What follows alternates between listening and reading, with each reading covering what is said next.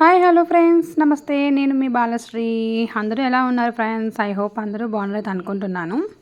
So ఇది వచ్చేసి ఇంకా సండే ఈవినింగ్ నుంచి నైట్ వ్లాగ్ అనమాట. చూసేయండి ఒకసారి. Hello everyone, welcome back to Tanu Balasri vlogs my channel. So first time visit చేస్తే సబ్స్క్రైబ్ చేసుకోండి.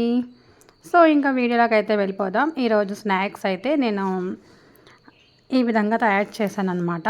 దీన్ని ఏమంటారు మీ సైడు? కొంచెం మంది అయితే ఇంకా ఆకు పకోడీ అంటారు, మురుకులు అంటారు. సో ఏమంటారో కామెంట్ చేయండి. ఇంకా ప్రాసెస్లోకి అయితే వెళ్ళిపోదాం, ఎలా చేస్తున్నాము ఏంటి అనేది.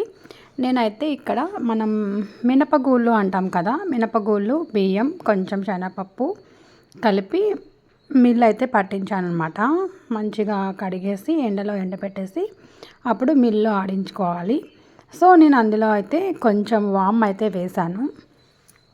సో ఇష్టంగా తినేవాళ్ళు నువ్వులు కూడా యాడ్ చేసుకోవచ్చు, ఇంకా టేస్టీగా ఉంటుంది. నేనైతే ఇంకా నువ్వులు యాడ్ చేయలేదు, ఎందుకంటే కొన్ని రోజులు తినాం కాబట్టి. ఇలా వేస్తే వామ్ అనేది పిల్లలకు కూడా మంచిదనేసి వామ్ అయితే వేసేసి ఇలా హాట్ వాటర్ కాదు, మామూలుగా నార్మల్ వాటరే వేసి ఇలా కలిపేసుకోవాలి. మరీ గట్టిగా కాదు, మరీ పల్చగా కాదు.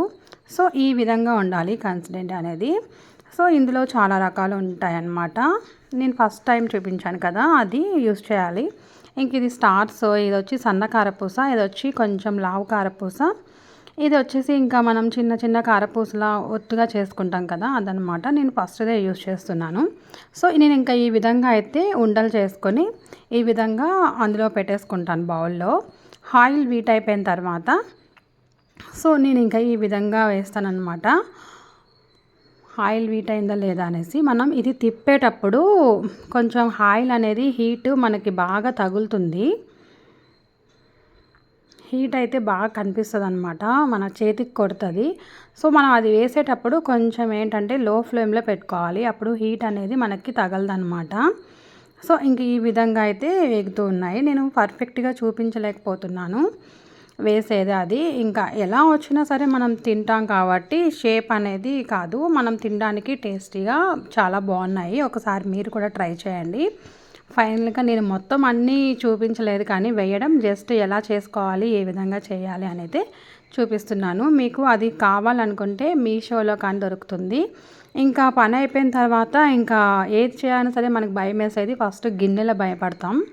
సో ఇంకా ఈ విధంగా అయితే గిన్నెలన్నీ క్లీన్ చేసేసాను. నేను నా పనిలో ఉంటే మా పిల్లలు ఇక్కడ చూడండి ఫైటింగ్ అనమాట. సోఫా మీద మొత్తం జల్లేశారు, పిల్లోస్ ఏమో కిందని పడిచేశారు, పేపర్స్ అన్నీ జల్లి కవర్లు మొత్తం అంతా డస్ట్ చేశారు. చూడండి ఇక్కడ కబోర్డ్స్ కూడా ఇంకా లాగి నేను వచ్చాననేసి సర్దమంటే ఇంక ఈ లోపల నేనైతే రైస్కి ప్రిపేర్ చేస్తున్నా. ఆఫ్టర్నూన్ కొంచెం కర్రీ ఉంది, ఇంకా అదైతే తినేసామన్నమాట. నచ్చితే కనుక ప్లీజ్ లైక్ అయితే ఇవ్వడం మర్చిపోకండి. Bye friends, thanks for watching.